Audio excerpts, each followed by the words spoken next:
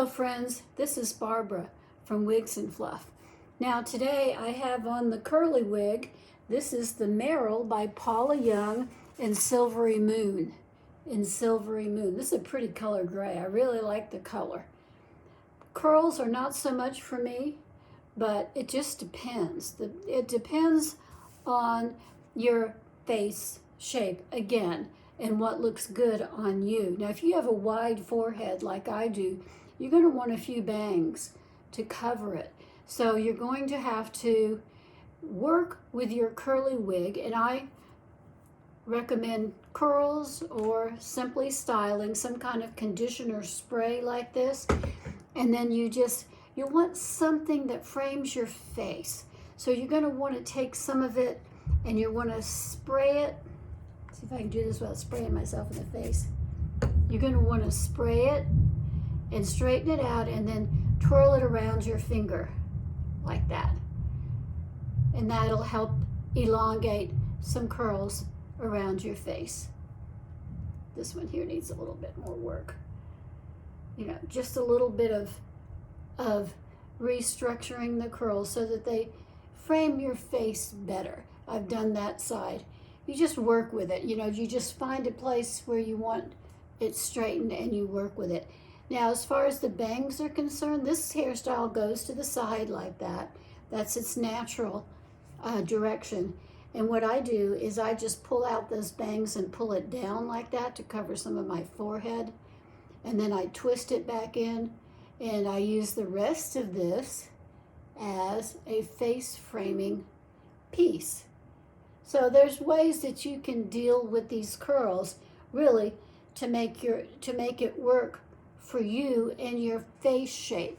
Now I'll leave a link below in the description box all about my videos on face shapes, and it's real important that you get the right hairstyle for your face shape to make you look really good or even better.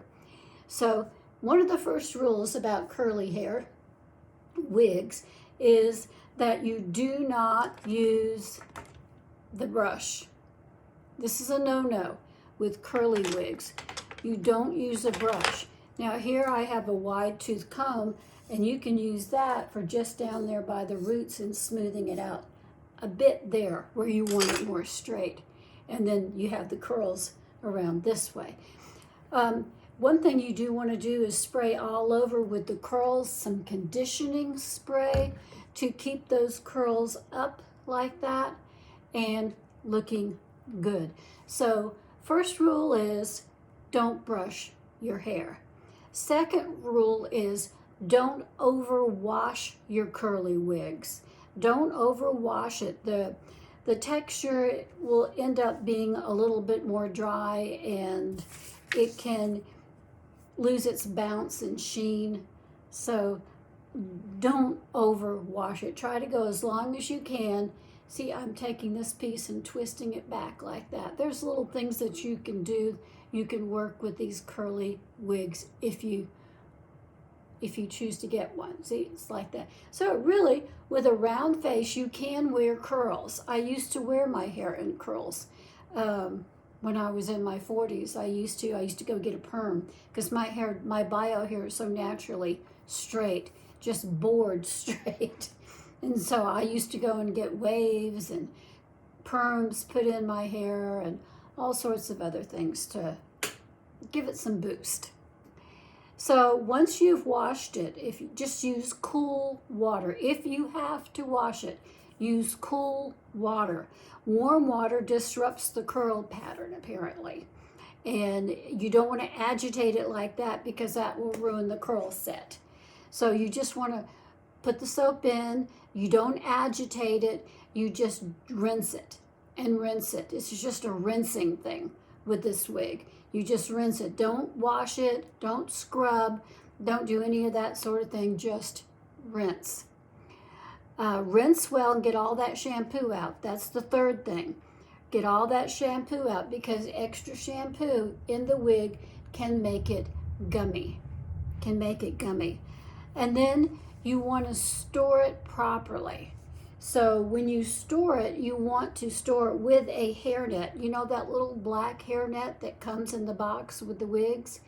Keep 1 or 2 of those around because you're going to want to use it on this.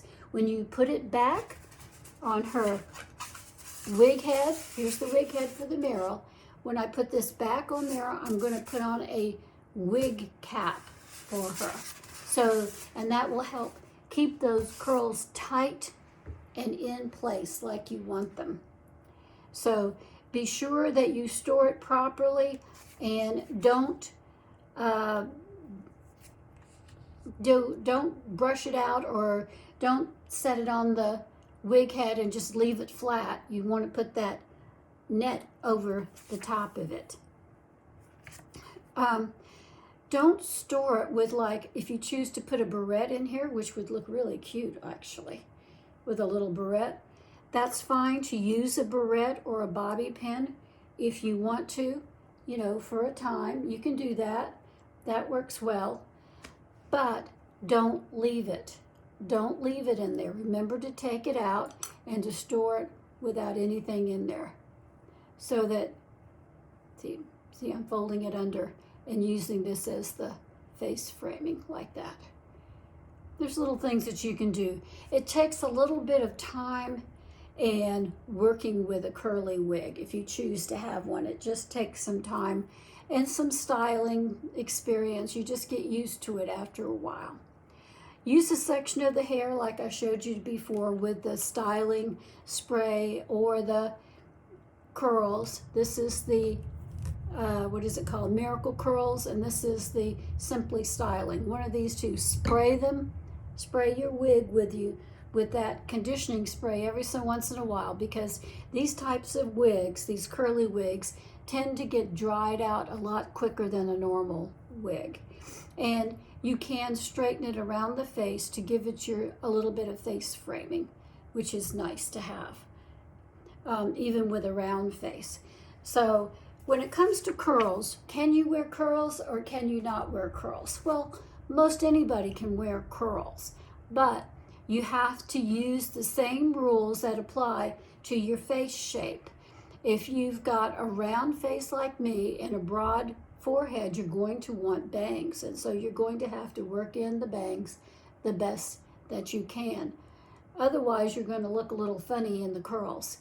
So, see, if I turn it that way, it doesn't look quite right. So, I just keep playing with it until I get it in the direction that I really want it to be. But this is my bangs right there, and that will work for bangs, so that my forehead is covered. It isn't quite so wild.